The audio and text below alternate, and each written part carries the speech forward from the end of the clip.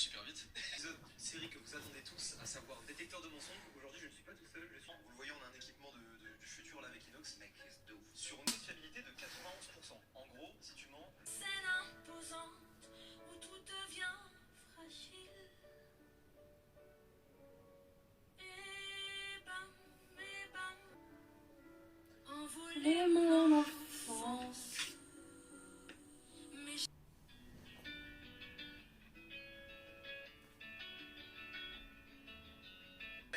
Qu'elle a fait, les matins sont obscurs, comme tout un arrière-goût déjà vu. Les nuits sont noires, tout le monde t'a abandonné, même la lune. Mais la fin du désert se cache peut-être derrière chaque dune.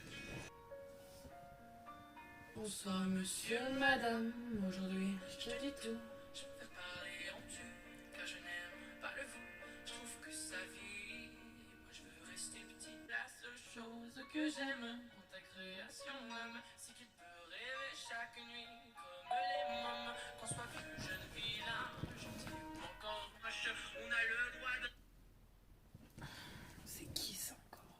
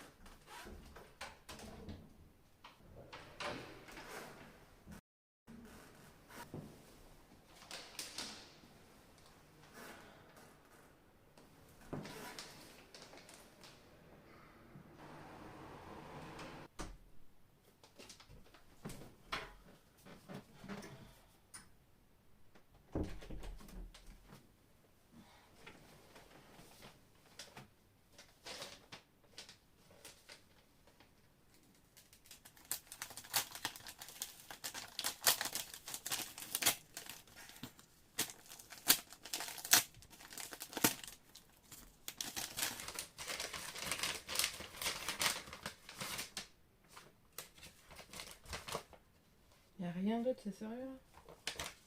Ok.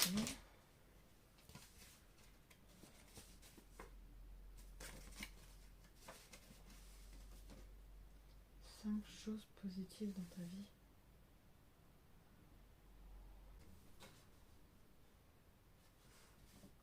Cinq choses positives dans ma vie. Il y en a, ça me vient comme ça, mais d'autres... Est-ce que je vais réussir à trouver 5 choses positives?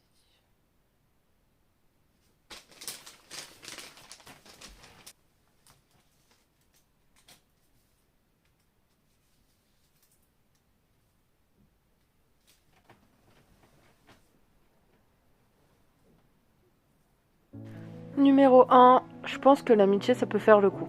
Ça peut me valoir largement le coup parce que je sais très bien qu'au fond de moi, c'est la chose qui compte le plus à mes yeux. C'est peut-être bête pour certains de mettre autant d'importance sur mes amis, sur mes potes, sur mes connaissances, mais c'est quelque chose qui me rend heureuse et qui est positif dans ma vie. Je pense que l'amitié, ça m'a offert bien plus que de simples personnes. Ça m'a vraiment offert des souvenirs, des rires, des pleurs, de la joie, de la bonne humeur. Ça m'a également appris un tas de leçons de vie, plus ou moins dingues d'ailleurs. Je pensais pas en apprendre autant sur les relations humaines que par l'amitié. L'amitié, c'est quelque chose de dingue, je trouve. C'est quelque chose de fou. C'est pas quelque chose de prédestiné. C'est souvent des rencontres qui sont faites comme ça au cours de notre existence, à travers des activités qu'on a pratiquées, à travers une classe qu'on a côtoyée tous les deux, à travers un job qu'on a fait ensemble. Rien n'est prévu dans l'amitié. Rien n'est prévu. Et ça continue à être quelque chose d'assez fou et d'assez unique quand on continue à la vivre pendant un moment, pendant une longue période ou une courte période. Mais je pense que chaque relation que j'ai pu entretenir avec un individu différent, et quand je parle de relations, je parle à nouveau de relations amicales et de liens qui ont pu se créer, m'ont apporté quelque chose. Je considère que je peux traverser n'importe quel océan, n'importe quel désert, n'importe quel pays, juste pour voir le sourire d'un ami.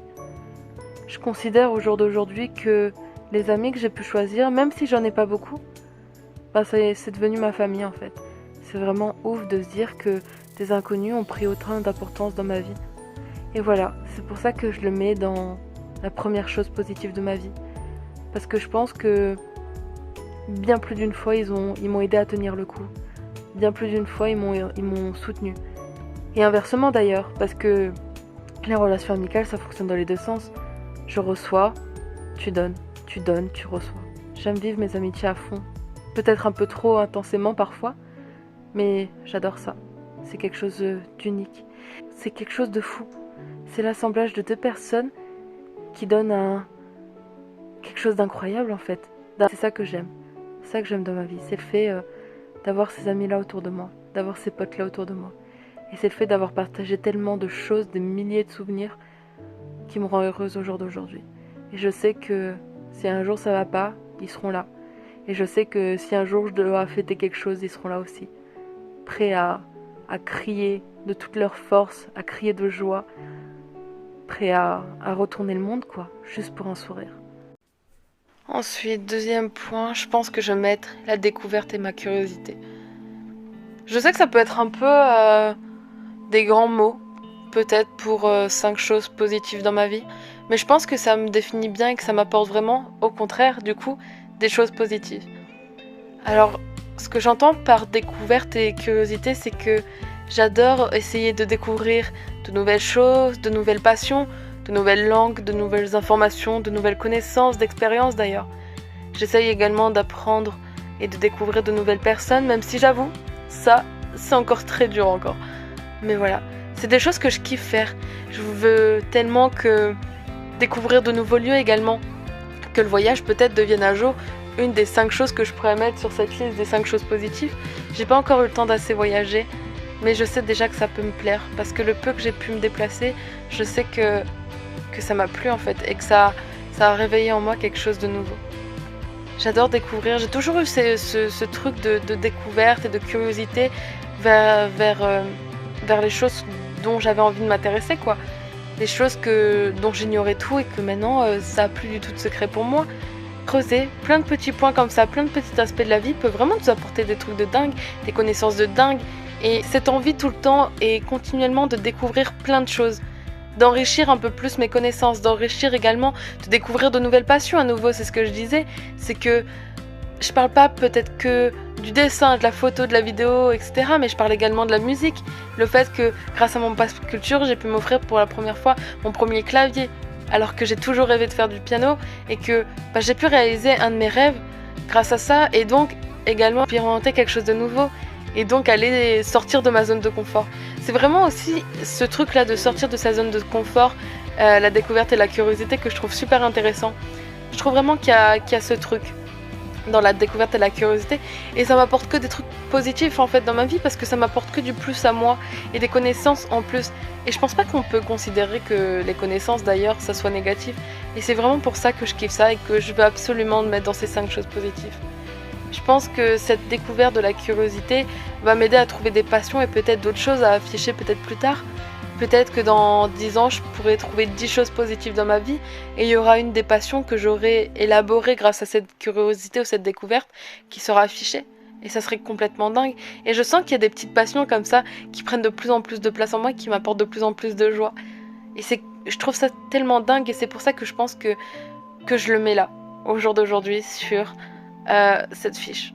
La découverte et la curiosité, c'est une des plus belles choses qui me soit arrivée dans ma vie. Avoir cette envie toujours de découvrir et d'être toujours plus curieux sur un peu tout et n'importe quoi. Ensuite, l'écriture, le cinéma et le théâtre. Pourquoi les 3 sur la même colonne ? Parce que je pense que c'est les 3 plus grosses passions de ma vie et les 3 choses qui m'ont également sauvée de toutes les manières dont une personne peut être sauvée.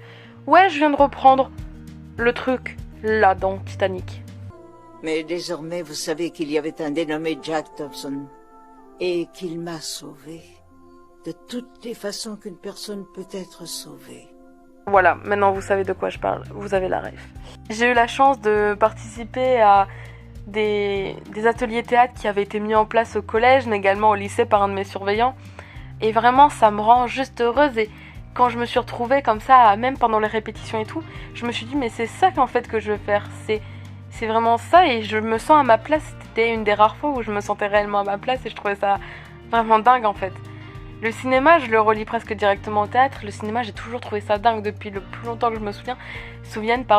J'ai toujours trouvé ça complètement fou.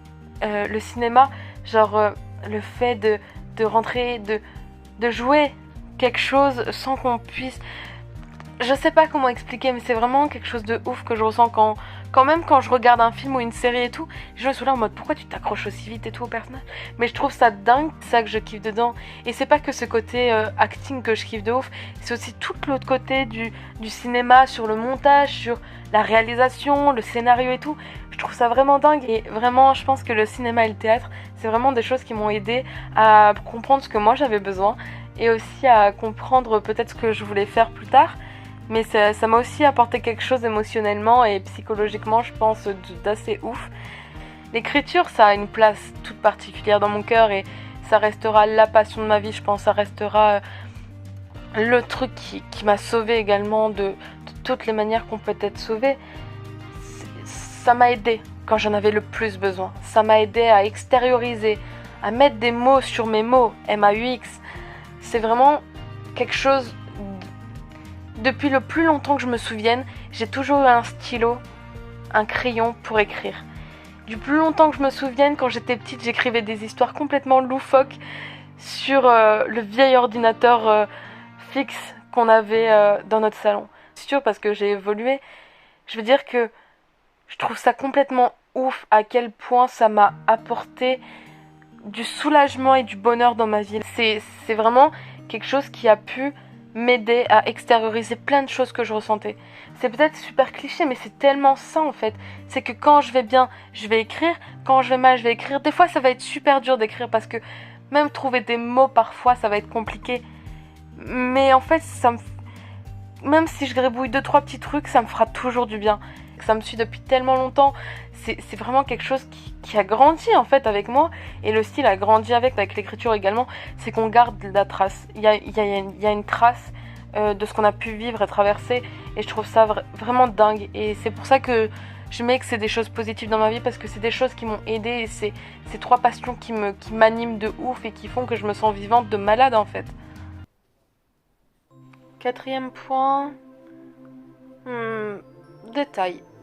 Détails, ouais.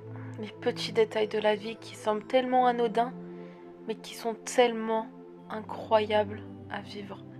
Même si c'est des trucs totalement basiques, je pense que je les kiffe plus que n'importe quel autre moment. C'est ces petits moments comme ça que tu vis encore et encore, qui deviennent presque la routine, mais en fait qui sont tellement plaisants à vivre que pour rien au monde tu voudrais les arrêter en fait. Genre je sais pas si... Vous aussi, vous avez des trucs comme ça que vous faites et qui vous font kiffer en fait, sur le point de vue, mais à force de les faire, vous prenez plus le même plaisir à le faire.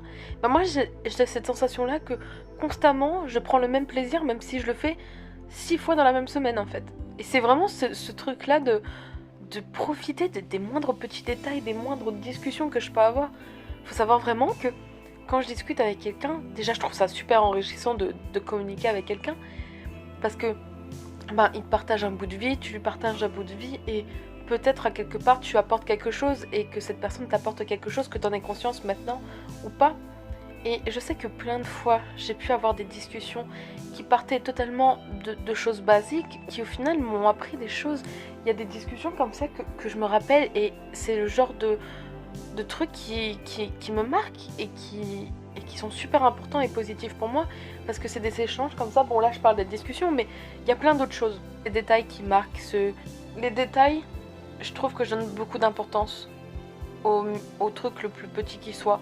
C'est peut-être parce que je suis déjà quelqu'un qui réfléchit beaucoup trop et qui importe le moindre mot peut me faire positiver de ouf ou au contraire, mais je trouve que les détails c'est vachement important, parce que c'est ça qui fait aussi que on vit quoi, et qu'on fait des trucs des fois totalement anodins mais qui sont vraiment ouf à vivre émotionnellement. Je sais pas si vous captez ce que je veux dire, mais c'est vraiment quelque chose que je kiffe et que je pense que je pourrais jamais m'en lasser. Genre je pense qu'il sera éternellement dans ma liste, genre les détails, les choses les plus bêtes qui soient, qui deviennent en fait les choses les plus importantes, parce que souvent les détails ça fait aussi partie des souvenirs, en mode tu te rappelles on avait fait ce resto là ensemble, non tu te rappelles on avait vécu ça et ça, et même que ce jour là il s'était passé ça. Vous voyez, c'est ce genre de petits détails, de petites anecdotes souvent les détails ça devient des anecdotes.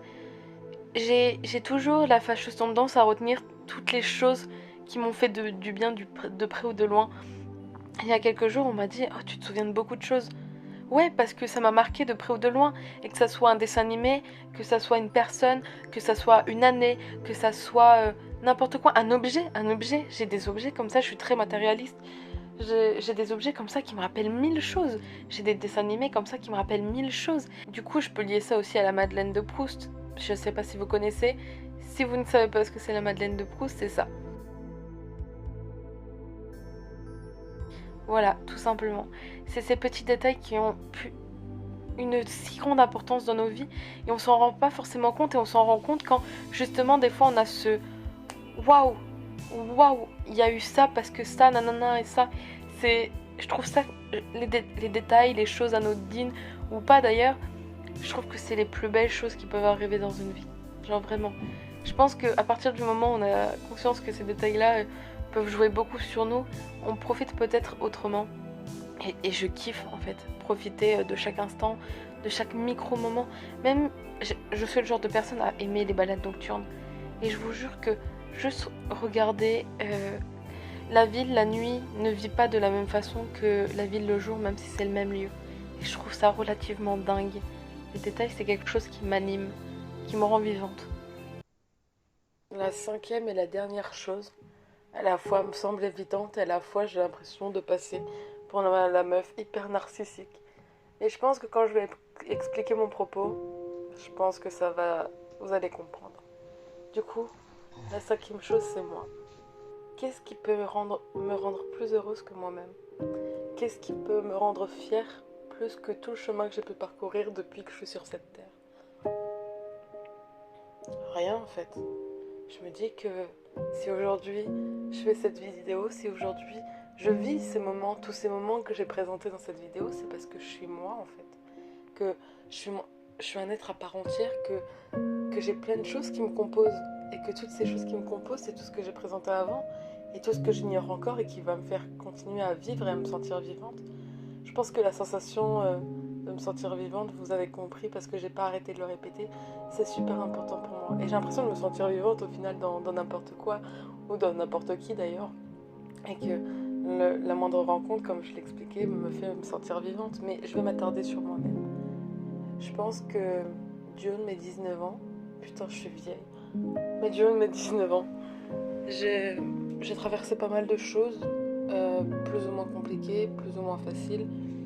Et je pense que j'ai le droit un peu de me remercier et de me dire ouais Nono, t'as géré en fait. T'as tout démonté en fait. Ok, ça a été compliqué. Ok, à des moments t'étais triste, angoissée. T'as eu des pensées pas forcément cool, mais t'es vivante là. Et t'as évolué de malade et tu peux être fière de toi. Moi seule, je sais ce que j'ai écrit dans mes carnets. En 6e, 5e, 4e. Moi seule, je sais toutes les fois où je me suis remise en doute sur plein de choses, sur tout ce qui pouvait m'entourer et sur le fait est-ce que je suis une bonne personne ou pas. J'ai trouvé certaines réponses à mes questions. Et je pense que je suis fière de moi en fait. Avec le recul et avec... Quand on prend du recul un peu sur tout ce qu'on a pu traverser et voir où on en est aujourd'hui, c'est dingue en fait. Je me trouve dingue. J'aurais jamais pensé dire ça un jour. Loin, loin, loin de là. Mais je peux dire que je suis fière de moi. Je suis fière d'avoir réussi à avoir mon bac après 4 ans. D'avoir tout déchiré alors que c'était super compliqué. D'avoir surmonté des choses qui me semblaient insurmontables. D'avoir réalisé des choses que je pensais impossibles. D'avoir profité de la vie encore plus, de chaque instant, de chaque personne. D'avoir eu la chance de rencontrer des personnes qui m'ont aidée, mais à un point que personne ne peut imaginer. J'ai de la chance d'être moi. Parce que, je peux le dire aujourd'hui, je trouve, d'un point de vue personnel, que je suis une battante. Et je pense que c'est ma plus grande qualité d'en être une. J'ai peut-être au fond de moi cette rage de vouloir vivre. Cette rage de vouloir tout découvrir. Alors des fois, ouais, c'est compliqué. Comme tout le monde, c'est normal. C'est humain et c'est normal que parfois il y a des moments où on n'y arrive pas, où on se sent angoissé, et l'angoisse et le stress, c'est quelque chose qui me connaît. Mais je veux dire par là que quand je regarde voilà, le chemin parcouru, je peux que être fière de moi. Je veux continuer à me battre.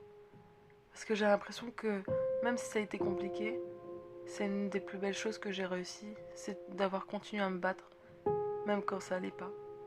Et que quand je repense à la petite fille que j'étais, et à tout ce que j'ai pu entendre, traverser, vivre, bah putain, Nono, t'es une guerrière en fait. Et on est tous des guerriers. On est tous des guerriers. On a tous nos chemins de vie, on a tous nos batailles, on a tous nos guerres. Mais on est des putains de guerriers. La confiance en soi, c'est quelque chose que je travaille tous les jours, qui peut être plus ou moins compliqué par rapport à certains jours. Mais je sais qu'un jour, je pourrais dire j'ai confiance en moi. Mais il faudra que je travaille continuellement dessus. Je sais que c'est pas un travail que je vais dire demain, c'est bon, je travaille plus là-dessus. Je vais y arriver. Tu vas y arriver. On va tous y arriver. Et on va être vivants. Et on va réussir. On va tout réussir.